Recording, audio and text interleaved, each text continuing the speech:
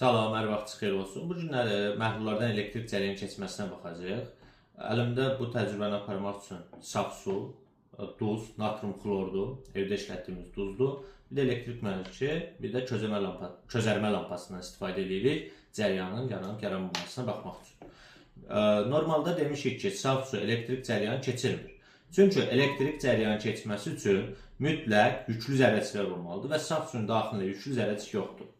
Bura daxil etsək, lampa burada fikir versəz közərmir. Eyni qaydada ikisi də saf sudur bunun. Lampa nədir burada közərməyəcək, çünki cərəyan çəkməyəcək burada.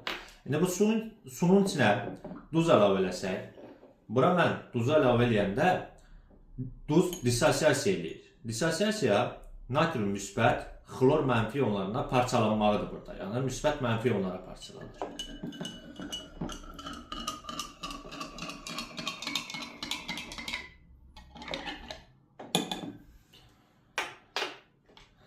Bura daxil eləsək bu lampanı biz burada. Lampa baxın, fikir versəz, burada nə edir? Közərir. Bu şəkildə közərəcək.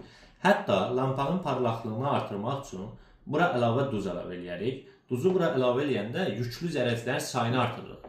Yüklü zərrəciklərin sayı artanda cərəyan şiddəti artır. Cərəyan şiddəti I bərabər Q bölək T-dir. Q-nun derinə N-Y bölək T yazırıq. Yəni yüklü zərrəciklərin sayı ilə necə asılıdır? Düz asılıdır. Fikir versəniz, lampanın parlaqlığı daha çox olacaq burada.